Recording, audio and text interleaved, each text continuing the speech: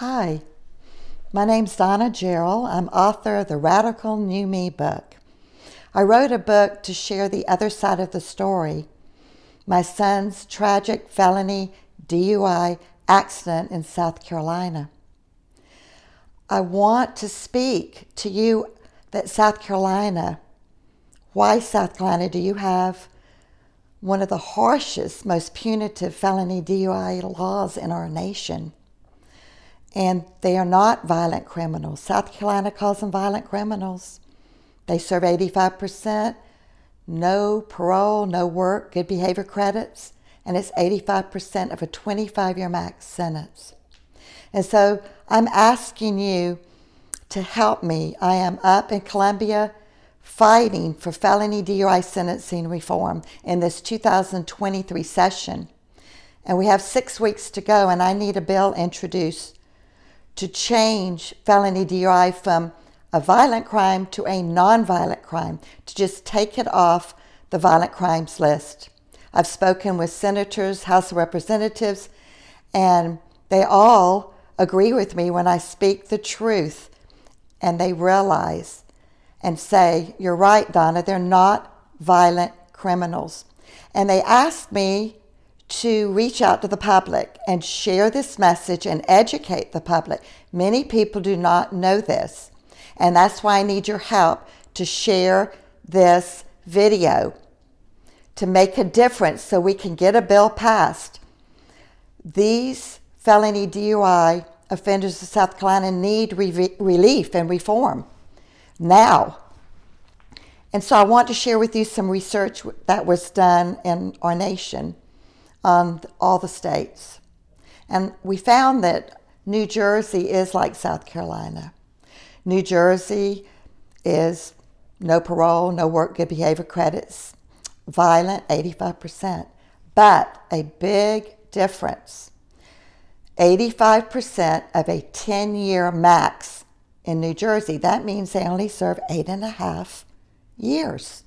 But in South Carolina, it's going to be 85% of a 25-year max. So our offenders can serve up to and over 21 years. Quite a discrepancy. Now there's 4 of our states that call this crime violent, but it's not 85%, and it's way lower sentencing. And also, they use the good history. Good history does matter to knock the sentencing down. So I want to take a look at our sister states, the Fourth Circuit jurisdiction. And when you take a look at the states around South Carolina, they are all nonviolent. And Maryland, the max sentencing, much, much lower our sister states. Maryland's 5 years.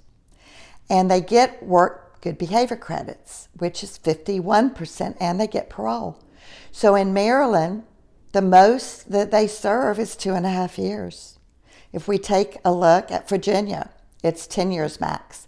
So the most that they can serve is 5 years.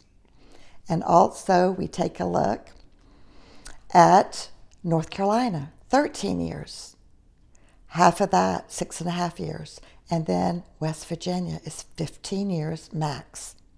So the most they can serve would be 7.5. And then we take a look at South Carolina, which is 85% of 25 years, 21 years or more. So look at the vast discrepancy here. The highest in the sister states that you will have to serve is 7.5 years. Yet South Carolina, some of our offenders are serving 21 years. So in some of the states in South Carolina, there's 7 counties that are extremely harsh, and they push for the 25 years. And other counties, that varies from 0 to 25 years. And we have some counties that we've seen even recently where it's been knocked down to involuntary manslaughter, reckless homicide, and then the judge gave probation and no jail time. So we need a balance here, and not this wide array of 0 all the way up to 25 years. 25 years does not fit the crime where you have a car accident where there's no criminal motive and there's no violent intent to hurt anyone. And so I'd like to see our legislators pull that 25 years down to at least 15 years, like West Virginia. And also we want to see it taken off that violent crimes list where they can get work and behavior credits and can get parole. So I'm reaching out and asking you to help me. Why are they not violent? Well, the Supreme Court even said that it takes a higher mental state. It's negligence and accidental in a DUI. And then we have David Stumbo, 8th Circuit solicitor in South Carolina. And he spoke that if you look at the violent crimes list under extreme drug crimes, he sees that felony DUI, that is the only group that he sees just needs reform, because he says they're not violent criminals, they're no threat to the public, no criminal motive there. And then we have SCDC Director Brian Sterling.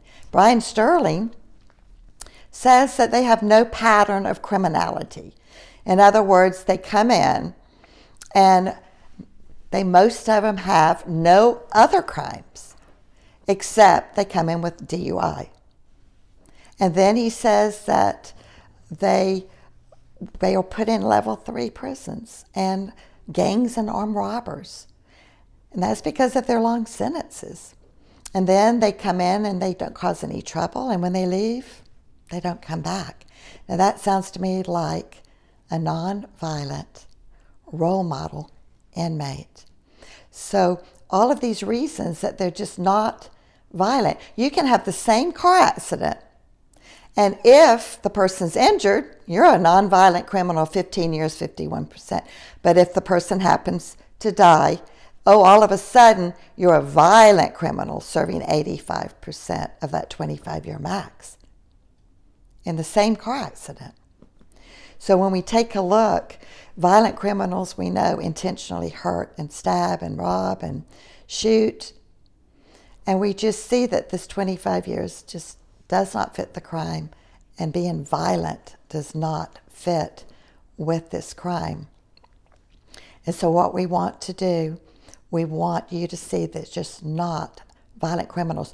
This could happen to anybody, any race, gender, socioeconomic status.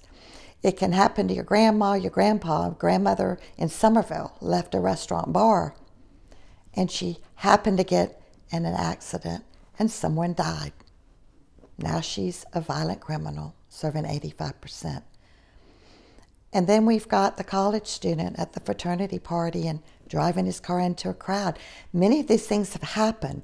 And we've got your young son or daughter, maybe an underage drinker, teenager, when they first start driving.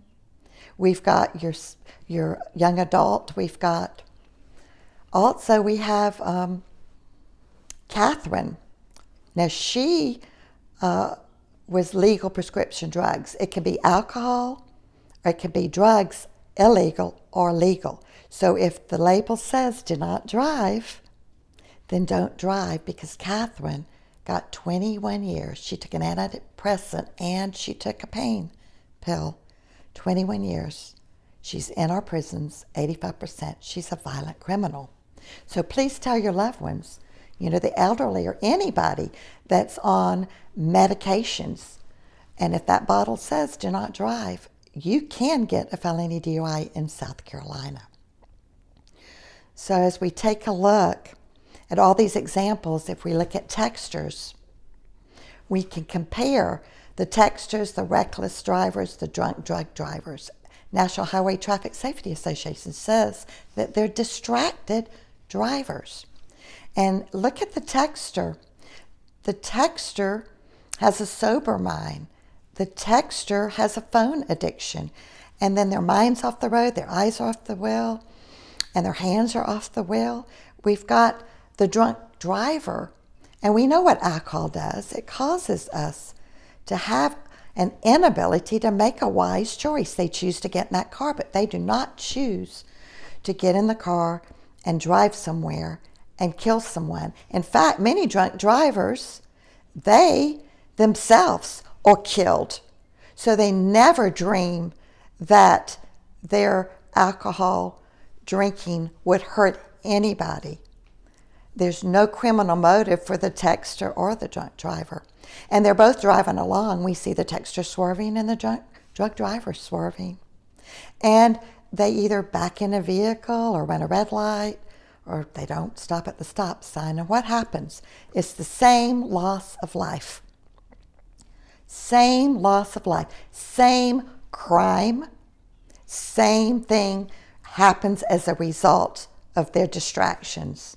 Even your people that are painting their fingernails at the steering wheel or looking at a newspaper or bending over to fiddle with a CD.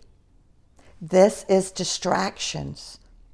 Or someone that didn't get a lot of sleep at night and they knew they shouldn't have been driving. So it's negligence and it's accidental. And how can a person be accidentally violent? They just can't. So are drunk drivers. They are not violent. Now what happens is, with the loss of life, the texter gets a minor penalty, a fine. And the drunk driver is the criminal, the violent criminal. We don't see the texter really necessarily as a criminal, but we see that drunk driver, and he faces 25 years, and he gets no parole and no work behavior credits and no chance at earlier release. So as we take a look at these situations, I'm just asking you to share this message. We need felony DUI sentence reform bill now in our 2023 session, that our legislators would do the right, just thing and change these unjust South Carolina laws. So I'm asking you to share this video, get this message out, and help us. Help us. We need you. A senator said to me, Donna, please get your message out to the public. And all the people I've spoken to, they're agreeing with me. They're agreeing and they're seeing what I'm saying is truth, and it needs to be changed. It needs to be taken off the violent crimes list. So 6 more weeks. So now is the correct time and season, and I need your help to get a bill introduced. And for us, we're number 2 in the nation in felony DUI deaths. I'm going to repeat that. Number 2 in the nation in felony DUI deaths, South Carolina. So what does that tell us? These harsh penalties have not deterred deaths. They're not working. Why? Because harsh penalties cannot cause that person to not commit that crime because they had no intent to commit the crime in the first place. They never planned on committing the crime. So you can't prevent a crime when there was no intent to commit the crime. So what we have to do is we need to let's focus on taking a look of preventative ways to get South Carolina, this statistic, this number 2, for us to be lowered and not to have the most deaths in our nation as a state. So that's what we need to focus on. And we need to look at our DUI laws. We need to look to see what can be done to prevent these felony DUI deaths.